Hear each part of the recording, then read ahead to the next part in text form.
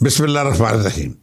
ਸੱਜਣੋ ਤੇ ਮਿੱਤਰੋ, ਸਿਆਣੇ ਆਖਦੇ ਨੇ ਕਿ ਦੌਲਤ ਹੋਣ ਨਾਲ ਤੁਸੀਂ ਅਮੀਰ ਨਹੀਂ ਹੋ ਜਾਂਦੇ। ਇਮਾਰਤ ਪੈਸੇ ਤੇਰੇ ਦਾ ਨਾਂ ਨਹੀਂ, ਬਲਕਿ ਤੁਹਾਡੇ ਕਿਰਦਾਰ ਦਾ ਨਾਂ ਹੈ। ਜੇ ਤੁਸੀਂ ਬਹੁਤ ਸਾਰੀ ਦੌਲਤ ਲੈ ਕੇ ਇਨਸਾਨਾਂ ਨਾਲ ਬੰਦੇ ਦੇ ਪੁੱਤਰ ਵਾਲਾ ਸਲੂਕ ਨਹੀਂ ਕਰੋਗੇ ਤਾਂ ਤੁਸੀਂ ਅੰਦਰੋਂ ਅੱਜ ਵੀ ਗਰੀਬ ਤੇ ਮਾਗਤ ਹੋ। ਅਤੇ ਜੇਕਰ ਤੁਹਾਡੇ ਦਸਤਰਖਾਨ ਉੱਤੇ ਫਾਕੇ ਨੇ, ਹਾਲਾਤ ਬਹੁਤ ਮਾੜੇ ਨੇ, ਤਾਂ ਤੁਸੀਂ ਆਪਣੀ ਸੁੱਕੀ ਮਿੱਸੀ ਰੋਟੀ ਦੂਜੇ ਨਾਲ ਵੰਡ ਕੇ ਖਾਣ ਦਾ ਹੌਸਲਾ ਰੱਖਦੇ ਹੋ ਤਾਂ ਤੁਹਾਡੇ ਤੋਂ ਵੱਡਾ ਕੋਈ ਰਈਸ ਔਰ ਖਾਨਦਾਨੀ ਨਹੀਂ। ਮੈਨੂੰ ਆਪਣੇ ਇੱਕ ਵਡੇਰੇ ਦੀ ਗੱਲ ਯਾਦ ਆ ਗਈ। ਉਹਨੇ ਆਖਿਆ ਸੀ ਕਿ ਪੁੱਤਰ, ਕੰਜਰਾਂ ਕੋਲ ਜਦ ਵੀ ਬਹੁਤਾ ਪੈਸਾ ਹੁੰਦਾ ਹੈ ਤੇ ਉਹ ਆਪਣੀ ਮਹਿਰੂਮੀਆਂ ਦੂਰ ਕਰਨ ਲਈ ਇੱਜ਼ਤਦਾਰਾਂ ਦੀ ਚਾਦਰ ਨੂੰ ਹੱਥ ਪਾਉਂਦੇ ਨੇ।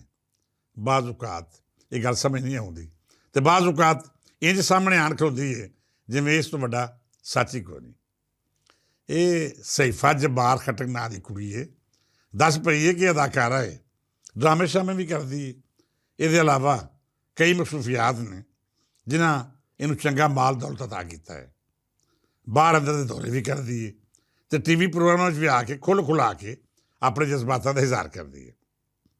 ਮੈਂ ਚੂੰਕਿ ਡਰਾਮੇ ਨਹੀਂ ਵੇਖਦਾ, ਇਸ ਕਰਕੇ ਮੈਨੂੰ ਇਹ ਵੀ ਨਹੀਂ ਪਤਾ ਕਿ ਇਹ ਮੁਹਤਰਮਾ ਚੰਗੀ ਅਦਾਕਾਰਾ ਵੀ ਹੈ ਜਾਂ ਸ਼ਾਨਬੂਰ ਹੈ।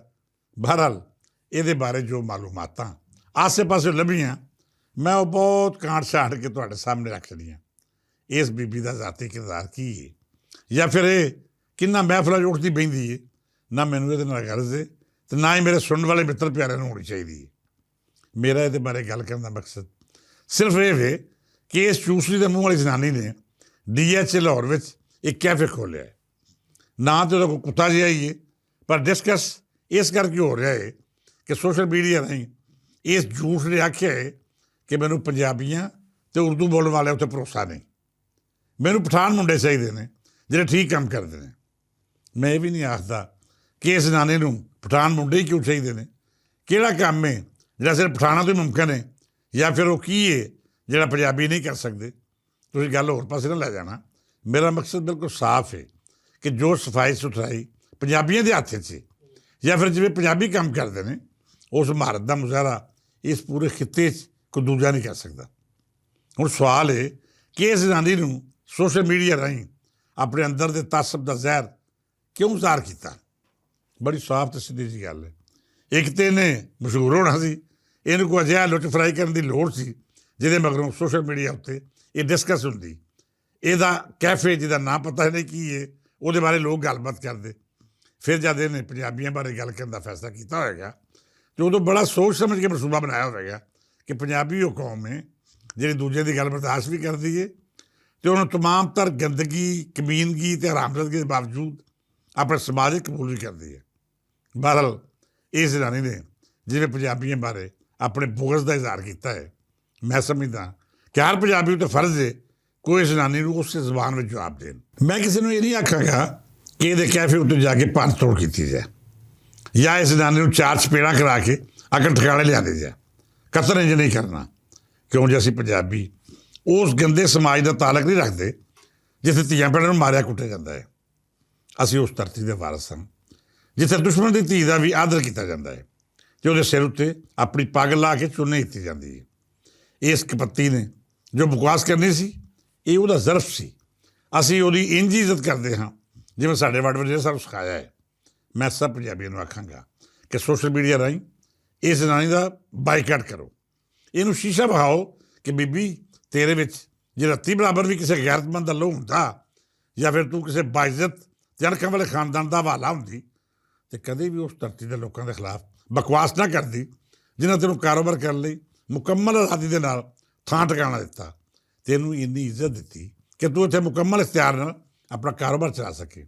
ਇਹ ਦੇਸ਼ ਪੰਜਾਬ ਹੈ ਜਿਹੜਾ ਤੁਹਾਡੇ ਜਿਹੇ ਚਵਲਾਂ ਨੂੰ ਪੂਰੀ ਇੱਜ਼ਤ ਦਿੰਦਾ ਹੈ ਅਤੇ ਬਰਦਾਸ਼ਤ ਕਰਦਾ ਹੈ। ਕੀ ਕਦੇ ਕੋਈ ਪੰਜਾਬੀ ਜ਼ਨਾਨੀ ਪਿਸ਼ੌਰ ਜਾਂ ਕਿਸੇ ਹੋਰ ਦੂਜੇ ਸੂਬੇ ਦੇ ਇਲਾਕੇ ਵਿੱਚ ਜਾ ਕੇ ਇੰਨੀ ਆਜ਼ਾਦੀ ਨਾਲ ਕਾਰੋਬਾਰ ਕਰ ਸਕਦੀ ਹੈ?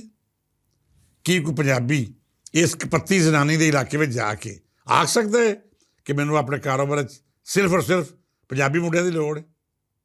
ਕੀ ਕੋਈ ਇਹਦੀ ਧਰਤੀ ਉੱਤੇ ਜਾ ਕੇ ਇਹਦੇ ਲੋਕਾਂ ਨੂੰ ਮੰਦਾ ਬੋਲ ਸਕਦਾ ਹੈ?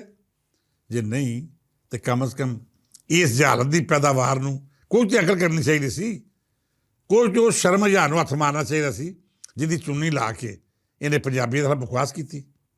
ਬਹਰਲ ਇਹੋ ਜਿਹੇ ਚਵਲਾਂ ਦਾ ਬਕਵਾਸ ਕਰਨਾ ਜਾਂ ਆਪਣੇ ਨਫਸਿਆਤੀ ਮਰਜ਼ ਨੂੰ ਜ਼ਬਾਨ ਰਾਹੀਂ ਤਸਵਰ ਬਣਾ ਕੇ ਪੇਸ਼ ਕਰਨਾ ਕੋਈ ਨਵੀਂ ਗੱਲ ਨਹੀਂ।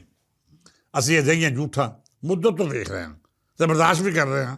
ਜ਼ਨਾਨੀ ਹੋਣ ਦੇ ਨਾਤੇ ਅਸੀਂ ਇਸ ਚਵਲ ਦੀ ਵੀ ਇੱਜ਼ਤ ਕਰਨੀ ਹੈ, ਭਾਵੇਂ ਇੱਜ਼ਤ ਦੇ ਲਾਇਕ ਨਹੀਂ, ਪਰ ਫਿਰ ਵੀ ਸਾਡੇ ਸਮਾਜ ਸਾਡੀ ਰਹਿਤਲ ਦਾ ਇਹ ਸੋਹਣਾ ਰੂਪ ਹੈ ਕਿ ਅਸੀਂ ਦੁਸ਼ਮਣ ਜ਼ਨਾਨੀ ਨੂੰ ਵੀ ਇੱਜ਼ਤ ਦਿੰਦੇ ਹਾਂ। ਸੱਜਣੋਂ ਤੇ ਮਿੱਤਰੋ, ਮੈਂ ਇੱਕ ਵਾਰ ਫਿਰ ਅਰਜ਼ ਕਰਦਾ ਜਾਵਾਂ ਕਿ ਦੇਸ਼ ਪੰਜਾਬ ਵਿੱਚ ਵਸਣ ਵਾਲੇ ਦੂਜੇ ਸੂਬਿਆਂ ਤੋਂ ਆਏ ਭੜਿਆਰਾਂ, ਤਾਜਰਾਂ ਅਤੇ ਮਜ਼ਦੂਰਾਂ ਨੂੰ ਸਿਰ ਰੱਖਾਂ 'ਤੇ ਬਿਠਾਉਂਦੇ ਨੇ, ਉਹਨਾਂ ਦੀ ਇੱਜ਼ਤ ਕਰਦੇ ਨੇ, ਉਹਨੂੰ ਚੰਗਾ ਖਾਣ ਪੀਣ ਨੂੰ ਦਿੰਦੇ ਨੇ ਅਤੇ ਇਹਦੇ ਨਾਲ ਨਾਲ ਉਹਨਾਂ ਦੇ ਆਰਾਮ ਦਾ ਖਿਆਲ ਵੀ ਰੱਖਦੇ ਨੇ। ਇਹ ਸਾਡੇ ਖਾਨਦਾਨੀ ਔਸਾਫ ਨੇ। ਜਵਾਬਨ ਜਿਹੜੇ ਹਲਾਲ ਦੇ ਅਤੇ ਖਾਨਦਾਨੀ ਲੋਕ ਹੁੰਦੇ ਨੇ ਉਹ ਵੀ ਪੰਜਾਬ ਦੀ ਇੱਜ਼ਤ ਕਰਦੇ ਨੇ ਅਤੇ ਪੰਜਾਬੀਆਂ ਨੂੰ ਆਪਣਾ ਵੱਡਾ ਭਰਾ ਸਮਝ ਕੇ ਉਹਨਾਂ ਦੀ ਹਯਾ ਵੀ ਕਰਦੇ ਨੇ। ਪਰ ਫਿਰ ਵੀ ਜੇ ਕੋਈ ਸਹੀਫਾ ਖਟਕ ਜਿਹਾ ਵੱਧ ਦਾ ਬੀ ਆ ਜਾਏ ਅਤੇ ਪੰਜਾਬ ਦੇ ਖਿਲਾਫ ਕੁੱਤੇ ਵਾਂਗੂ ਭੌਂਕੇ ਤਾਂ ਤੁਸੀਂ ਉਹਨੂੰ ਇਹ ਸੋਚ ਕੇ ਇਗਨੋਰ ਕਰ ਦੇਣਾ ਹੈ ਕਿ ਇਹਦੇ ਲੋਹ ਵਿੱਚ ਹੀ ਖਰਾਬੀ ਹੈ। ਇਹਦੇ ਜ਼ਰਫ ਦਾ ਪੈਮਾਨਾ ਇਹ ਨਹੀਂ ਸੀ। ਅਜਿਹੀਆਂ ਚਵਲਾਂ ਨੂੰ ਮਾਫ ਕਰਕੇ, ਨਜ਼ਰਅੰਦਾਜ਼ ਕਰਕੇ ਮੁਹੱਬਤ ਅਤੇ ਭਾਈਚਾਰੇ ਦੀ ਰਾਹ ਕਦੀ ਨਾ ਛੱਡਣਾ। ਕਿਉਂ ਜੇ ਟੁੱਟਦੇ ਜਾਂਦੇ ਫਕੀਰ ਨੂੰ ਜੇਕਰ ਗਲੀ 'ਤੇ ਕੁੱਤੇ ਭੌਂਕ ਕੇ ਰਾਹ ਖੋਟਾ ਕਰ ਦੇਣ ਤਾਂ ਫਿਰ ਫਕੀਰ ਦਾ ਆਪਣਾ ਹੀ ਨੁਕਸਾਨ ਹੈ। ਸੋ ਦੇਸ਼ ਪੰਜਾਬ ਦੇ ਫਕੀਰ ਵਾਸੀਓ, ਸਾਡੇ ਦਰਵੇਸ਼ਾਂ ਦਾ ਇਹੋ ਸਬਕ ਹੈ ਕਿ ਚਵਲਾਂ ਨੂੰ ਮੂੰਹ ਲਾ ਕੇ ਆਪ ਚਵਲ ਨਹੀਂ ਹੋਣਾ। ਇਹਨਾਂ ਲੋਕਾਂ ਨੂੰ ਇਹਨਾਂ ਦੇ ਹਾਲ ਤੋਂ ਛੱਡ ਦਿਓ। 2-4 ਦਿਹਾੜੇ ਵੇਖੋ, ਬਾਜ਼ ਆ ਜਾਵਣ ਤਾਂ ਸੱਚ ਬਿਸਮਿਲ੍ਲਾ, ਨਾ ਮੁੜਨ ਅਤੇ ਅਗਲਾ ਹਾਲ ਤੁਹਾਨੂੰ ਮੈਂ ਫਿਰ ਸਮਝਾਵਾਂਗਾ। ਅੱਜ ਦੀ ਇਹ ਨਹੀਂ, ਕੱਲ੍ਹ ਫਿਰ ਮਿਲਾਂਗੇ। ਇਸ ਦੁਆ ਨਾਲ ਇਜਾਜ਼ਤ ਦਿਓ ਕਿ ਰੱਬ ਸੱਚਾ ਸਾਡੇ ਦੇਸ਼ ਪਿਆਰੇ ਦੇ ਉੱਤੇ ਆਪਣੀ ਰਹਿਮਤਾਂ ਅਤੇ ਬਰਕਤਾਂ ਦੀ ਛਾਂ ਰੱਖੇ। ਸਾਨੂੰ ਇੰਨਾ ਹੌਸਲਾ ਦੇਵੇ ਕਿ ਅਸੀਂ ਆਪਣੀ ਧਰਤੀ ਉੱਤੇ ਆਏ ਇਹਸਾਨ ਫਰਾਮੋਸ਼ਾਂ ਅਤੇ ਨਮਕ ਹਰਾਮਾਂ ਦੀ ਅਜਿਹੀ ਬਕ ਵੀ ਬਰਦਾਸ਼ਤ ਕਰਦੇ ਰਹੀਏ। ਕੱਲ੍ਹ ਫਿਰ ਗੱਲ ਹੋਵੇਗੀ ਇਨਸ਼ਾ ਅੱਲਾਹ। ਰੱਬ ਰਾਖਾ, ਇਜਾਜ਼ਤ ਦਿਓ।